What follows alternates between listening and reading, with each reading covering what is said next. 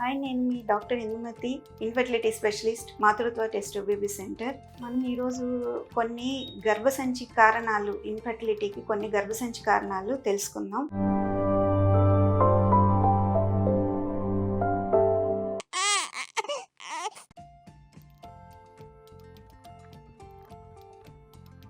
కొన్ని పుట్టుకతో రావచ్చు, కొన్ని తర్వాత ఏజ్లో కూడా రావచ్చు.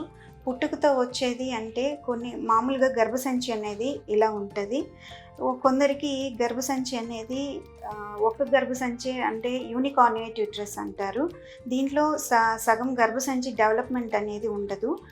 హాఫ్ ఆఫ్ ద గర్భసంచి అనేది ఉంటుంది, ఒక ఫెలోపియన్ ట్యూబ్ అనేది ఉంటుంది. దీనివల్ల గర్భసంచి వాల్యూమ్ తగ్గిపోయి ఇంప్లాంటేషన్ ప్రాబ్లమ్స్ రావచ్చు. దీనివల్ల అబార్షన్ రిస్క్ కూడా ఎక్కువ ఉంటుంది. అలాగే 6వ నెలలో 7వ నెలలో డెలివరీ అయిపోయే అవకాశాలు కూడా ఉండొచ్చు. ఇది ఒక రకం. ఇంకొక రకం యూట్రైన్ డైడెల్ఫస్ అంటారు. దీంట్లో 2 గర్భసంచులు ఉంటాయి. అవి కలవడం అనేది జరగకపోవడం వల్ల, అంటే కంజెంటల్ ప్రాబ్లం వల్ల 2గా ఉంటాయి. ఇది ఇన్ఫర్టిలిటీకి కారణంగా చెప్పము, కానీ దీంట్లో యూజువల్గా చాలామంది వీళ్ళలో ఎటువంటి సమస్యలు రావు.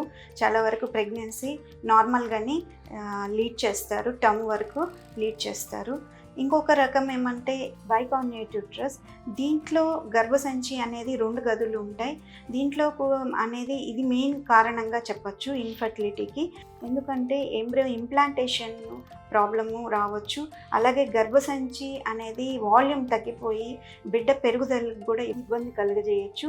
అలాగే అబార్షన్ రిస్క్ అనేది ఎక్కువ ఉంటుంది.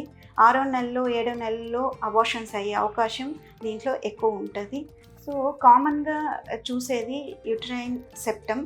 సెప్టమ్ అంటే గర్భసంచిలో ఒక గోడ మారిగా ఉండటం. ఆ గోడ అనేది యూజువల్గా గర్భంలో ఉన్నప్పుడు రిజాల్వ్ అవ్వాలి. రిజాల్వ్ అవ్వకుండా సెప్టమ్ అనేది ద్వారం వరకు ఉండడం వల్ల గర్భసంచి కెపాసిటీ అనేది తగ్గిపోవటం జరుగుతుంది. దానివల్ల ఆ గోడకి యూజువల్గా సర్క్యులేషన్ అనేది, బ్లడ్ సప్లై అనేది ఉండదు. ఒకవేళ ఎంబ్రియో కానీ అక్కడ ఇంప్లాంట్ అయినప్పుడు అబార్షన్ రిస్క్, సక్సెస్ అయ్యే అవకాశం చాలా తక్కువ ఉంటుంది. ఈ గోడ ఉండటం వల్ల క్యావిటీ కెపాసిటీ తగ్గిపోయి ముందే 6వ నెలలో 7వ నెలలో డెలివరీ అయిపోయే అవకాశాలు ఎక్కువ ఉంటాయి. కామన్గా మనం ఇన్ఫర్టిలిటీకి చూసేవి బైకార్నియేట్ యూట్రస్ అండ్ యూట్రైన్ సెప్టమ్స్ అనేవి కామన్గా చూస్తున్నాం.